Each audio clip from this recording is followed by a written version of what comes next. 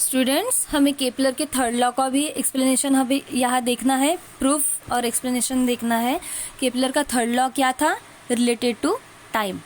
Okay, so periodic time T is revolution of a planet around the sun is written as, उसको उस time का formula हम क्या लिख सकते हैं? Area of the ellipse upon areal velocity. Area of the ellipse क्या होगा यहाँ?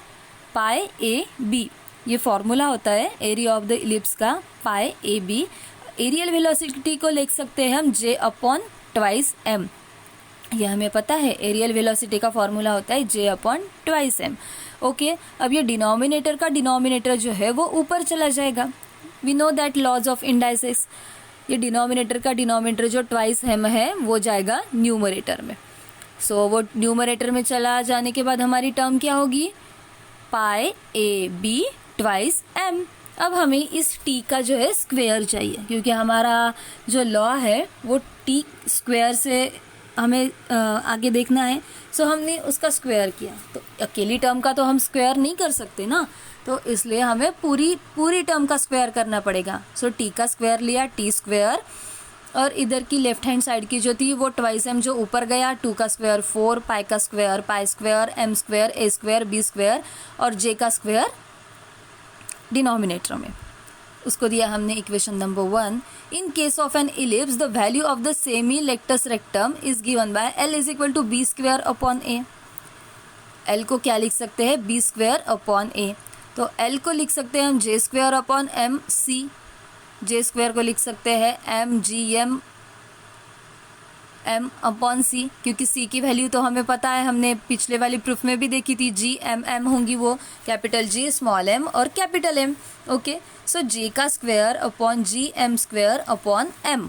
एम 2 बार है ना, तो इसलिए जी एम का स्क्वायर और एम, उसको देंगे इक्वेशन नंबर 3। ओके, उसके बाद हमें देखना है where a and b are the semi major and semi minor axis of the ellipse. A और बी क्या है? सेमी मेजर और semi minor axis of the ellipse है। m is the mass of the planet, capital is the mass of the sun, g be the gravitational constant। from equation 2 and 3 we get, जो equation 2 और 3 हमने देखा था उसमें से हमें क्या मिला? b square upon a is equal to J square upon twice M square upon m। अब हमारे को तो बी स्क्वायर की वैल्यू चाहिए, इसलिए वो डिनोमिनेटर वाला a जो था ना वो हमने दूसरे साइड को शिफ्ट कर दिया। तो बी स्क्वायर का फॉर्मूला आया B square is equal to A J square upon twice M square upon M. Putting this value B in equation B square in equation 1 we get, जो हमारा पहला equation था उसमें हमने बी स्क्वायर की value put करी, तो फिर क्या आई वो value? T square is equal to 4 pi square M square A square upon J square, और बी स्क्वायर की वैल्यू पुट करने के बाद a J square g M square upon m. अब जो कुछ कैंसिल हो सकता है वो हम कैंसिल कर देंगे।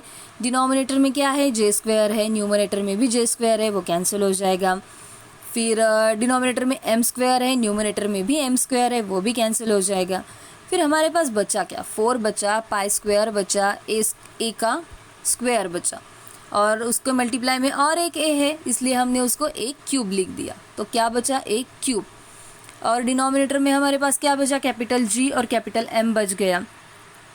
सो हम इससे लिख सकते हैं कि जी एम जो है हमारा वो, और 4 पाई स्क्वायर जो है वो, मतलब उनका रेशियो जो है वो क्या होता है? कांस्टेंट होता है। So 4 pi square upon G M constant for all the planets, वो अपने प्लैनेट्स के लिए, सारे प्लैनेट्स के लिए कांस्टेंट होता है। तो बचा क्या? ए क्यूब बचा।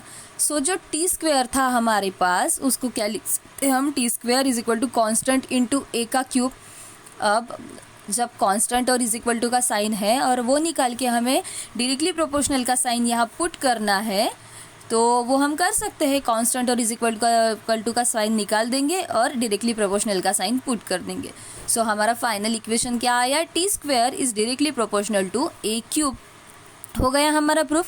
हमारे प्रूफ में यही बताया था, हमारे को यही चाहिए था। This indicate that the square of the periodic time of the revolution of the planet about sun is directly proportional to the cube of the semi major axis of the orbit.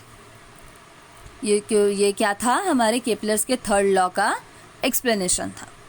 Okay, so Kepler's के सारे तीनों laws के explanation हमने देख लिए हैं अभी, अच्छे से लर्न कर देना, क्योंकि एग्जाम में तीनों में से कोई एक लॉ का एक्सप्लेनेशन आपको पूछ सकते हैं फॉर 3 और 4 मार्क्स.